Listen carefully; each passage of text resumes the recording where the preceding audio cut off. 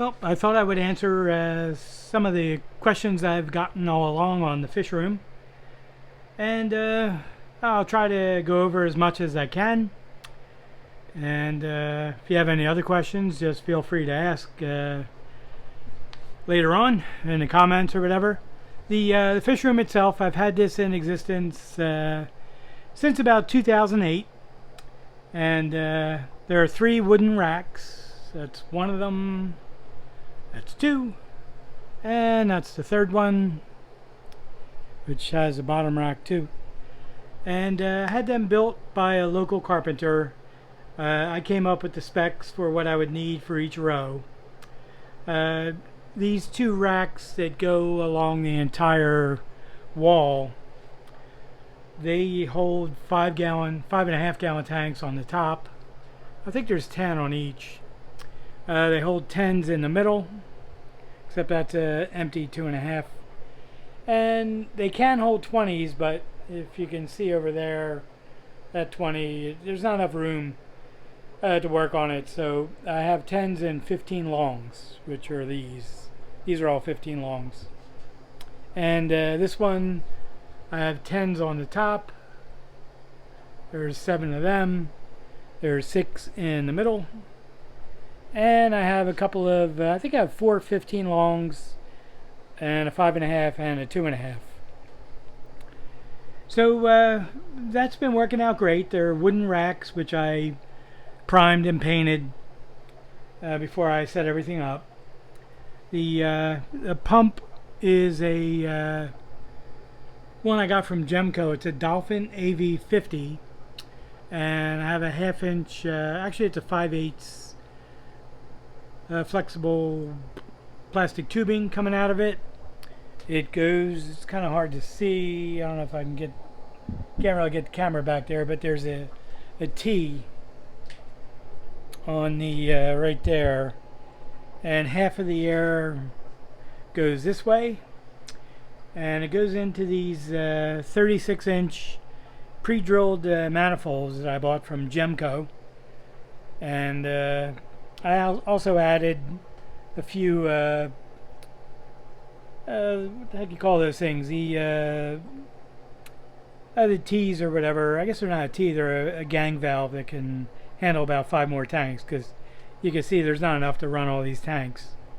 And the other part of the air goes this way to the right, and same thing. I have all these pre-drilled manifolds with regular air lines, and this one is like a 5 gang valve that runs some additional air.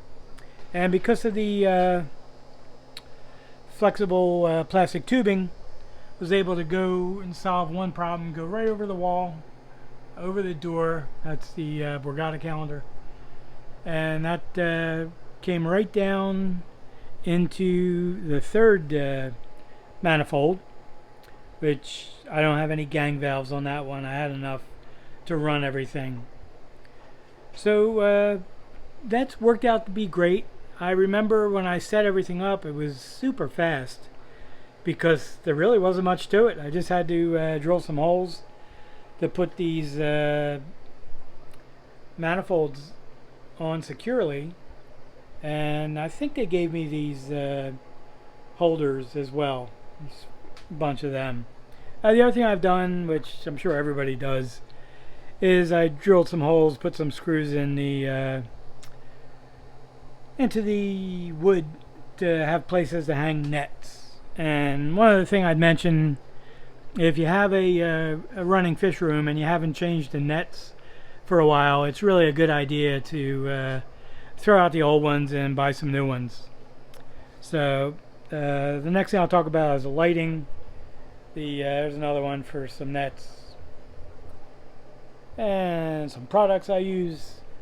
So the lighting that I've been doing is, I think I have 23 lights over the tanks in this room, and I started out, they were all fluorescents like this one, and you can hear this one has a buzz. That's the ballast or something, but can't really get to it. But the The lights go over about 5 of the 5.5s or 4 of the 10s, and I've been slowly switching over the lights to LEDs. These are 36-inch strip lights of LEDs, and this one I tried. It's a very good one. Actually goes over 5 tanks, 5 10s, and it's a Nicrew, Nicrew, which I think I bought off of Amazon.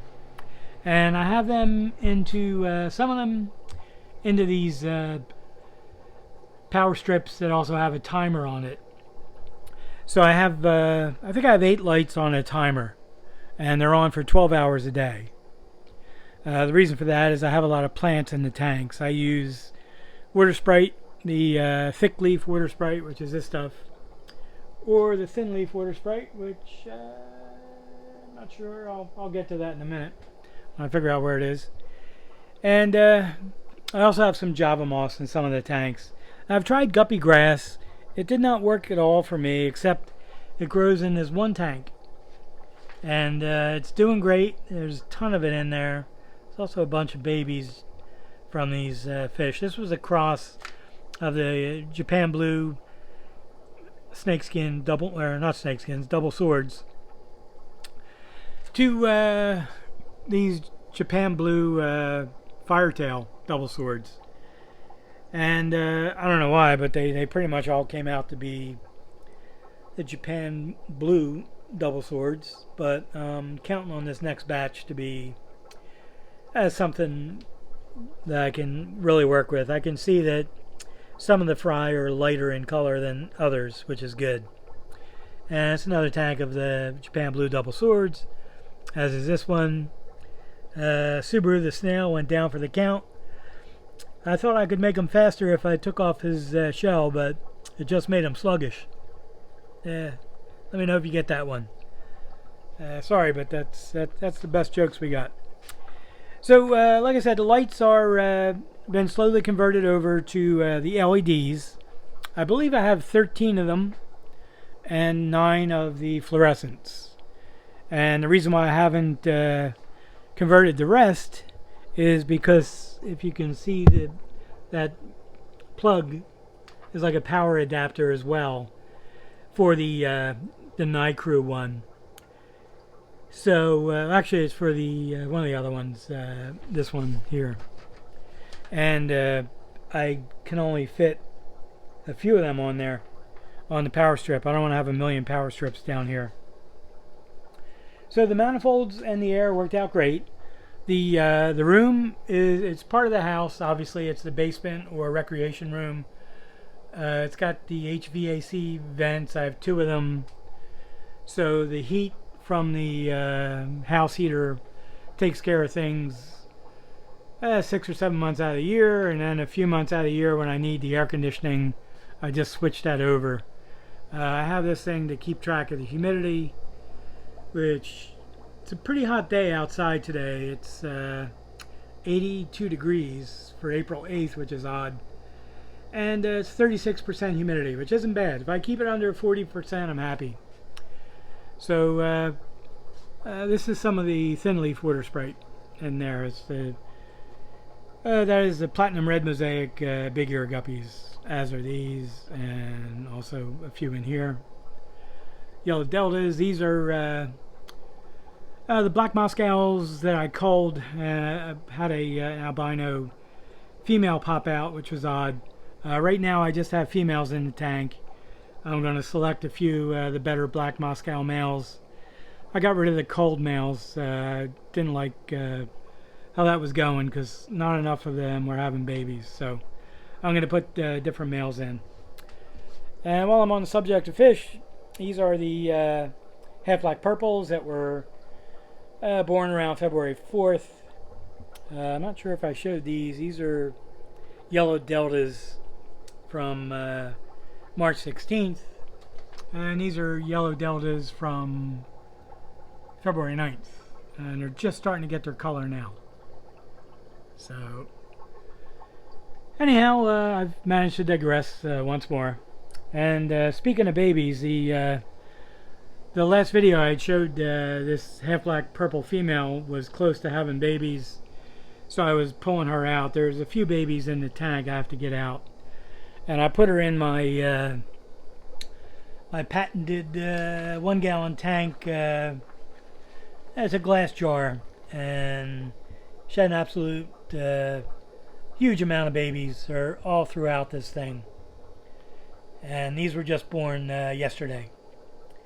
So I still have the Java moss in there. What I do is I put a female that's about to drop into one of these 1 gallon containers with an air stone and some water spray at the top and Java moss at the bottom. And it works out great. It's for ones where I really need to get the babies, because they either eat the babies or they eat the babies. So I do that, and that's really cut down on losing them and being able to grow out more of the fish that I need. So these are the cross I made of a black Delta male to a Galaxy Guppy nebula steel, and these are like a orange and black half black leopard AOC. Pretty interesting. Wait for the tails to grow out some more. Very, very sharp looking fish. Probably be throwing some of them for sale soon. It's not really something I want to keep. All of my tanks have lids. They're probably various. They're glass lids. They're probably Aqueon or Aqueon and Long Life and whoever else used to make lids. There's a bunch of companies. I do have a few of these lids that were made by a guy on Aquabid. They are acrylic, I believe, and these are really good lids. They were sorry I can't buy some more for the 5.5s. It's a 1-piece lid. He made a couple of holes for airlines. There's the other one, and a hole to grab it and a feed through. So it works out great. They're fantastic. Once in a while they warp a little bit from the light or I guess the heat, and I just flip it over. So I'm really happy with the LED lighting. I highly recommend it for people that are running a fish room with a bunch of lights. You get some interesting colors out of the fish with the LED lights. They're primarily white lights, but you can see this one has a couple of green, blue, and red in there, and they do that to save money. So these are some of the full reds. It's a batch that was born on I was going to say February 22nd. That's the thin leaf water sprite, as is that. That's just a tank of females. And these are the half black AOCs. 4 pair in there, doing excellent. Very nice fish. So I have one other rack of fish tanks. There's 4, 7, 8. There's one of the axolotls. Moves his gills around. He don't do a heck of a lot. But anyway, I have all those tanks are run off of one other pump, and that is it's a Danner AP as in Paul 08. Now I do water changes with a 50 feet of a Python water changer, which is this thing. Somewhere it's down there. And yep, there goes the flashlight. And I have been using this hook thing to refill, and it works out great. You just have to be careful when you go from tank to tank, because this will hit the lip of the rim of the tank and splash the water right at you. So once in a while I use a bucket and a siphon if I feel like it, or get some exercise, or if a tank is a little iffy looking, like it might have fish doing the shimmy, or something that I'm treating, I use a siphon and a separate bucket to do those, so I don't get the Python thing kind of infected with whatever they have. The other thing I do is I keep a 5-gallon container of aged water in case I have to do a water change for the axolotls, or the wild axolotls, or some guppies in a hurry. So I do water changes of roughly 30% in each tank every week. I do the water changes in the same order because I think when I go from tank to tank, like if I go from this tank with the python to this one, some of the water from this tank is going to get into the tank here with the black Moscows. So these, if you go in order, the water is kind of somewhat related. So that's how I managed to do that. And I only keep guppies in each tank. And no shrimp, no plecos, no cories. And the reason for that is there's quite a few reasons. I think plecos and cories can foul the tank faster. And I feed high protein meals to the guppies. And I don't think that's great for the plecos or cories. They really need vegetable matter. So the other thing, the plecos and cories can compete for the food, and they could possibly eat the babies, although maybe they do, maybe they don't. But they can definitely damage the fins accidentally on the males, because the males obviously have large fins. These are the platinum red mosaic big ears. That's one of the breeder tanks, and has some of the long fin variety and the regular. That's a long fin male, and some short fin females. These are some more of them. Looks like not too unexpected. That dead one at the top, that's the one that was a mule that I said changed from a male to a female. So obviously it wasn't a healthy thing to do. So it looks like it just died when I did a water change. So I'll have to get that out. And the guppies get fed 3 times a day, usually. Sometimes just twice a day. And what I do is I feed one feeding of live baby brine shrimp every day. And they also get a feeding of the high protein foods that I mix up. And then they get a feeding of either frozen brine shrimp or frozen bloodworms once or twice a week, or the third feeding is some flake foods that I mix up that I explained in a prior video. So that's kind of what I do with that. When I do water changes, I use a teaspoon of non-iodized salt for each 10-gallon tank, and I also use C-Chem Prime to treat the water. And after I'm done the water change, I put a dose of Pond Strength Melafix as a conditioner, and I also add a teaspoon of salt at that particular time. So these are some more of the full reds, which I gotta start selecting my breeders out of this, and then I will sell off some of the rest. There's a tank of Pingus. I think I have 2 trios in here, or I may have my patented quadrio, which is a made-up word of 1 male, 3 females. And there's a live Subaru, the snail. He's not doing a heck of a lot. There's the other one.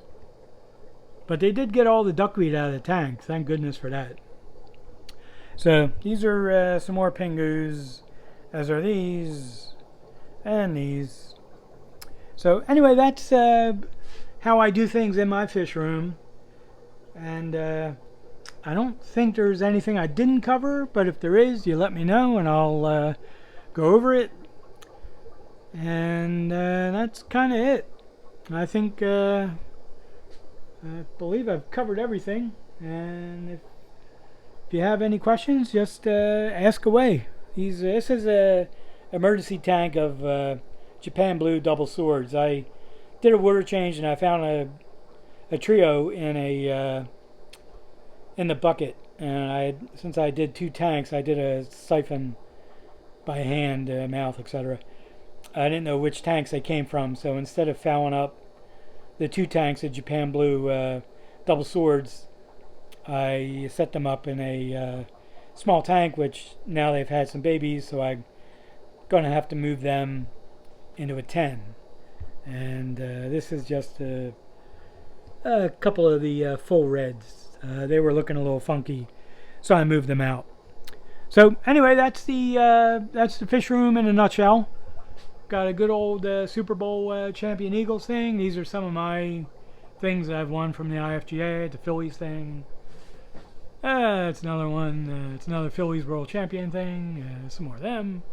More of them. And another one of those. These were the red bicolors. They were my red grass. So, and speaking of red grass, these are the blue red grass metalheads. They're doing fantastic. I have a few red ones in this tank as well. And I did lose that funky long fin female. But I have swallowfin female. But I have 3 of them in an upstairs tank. I also have a fish room out of necessity in the, it's like a spare computer room. And I have about 8 tanks in there. Which I really shouldn't do, but hey, the heck. I like the bubbling sound while I'm on the computer. So anyway, that's the fish room in a nutshell. Video went a little long. Hope you enjoyed it. And thank you very much for watching. And I really do want to thank everybody that's subscribed. They've turned it into a really nice channel, and I really appreciate it. And other than a few practical jokes here and there, I just try to keep my face out of the videos and the fish in them, because just trying to give information that I know and have learned over the years of raising guppies, and pass that on to people, because you know, there's not a lot of the information out there, and a lot of the old guys are dying off. So I just figure whatever I can pass along is fine. So anyway, thank you very much for watching, and have a good night.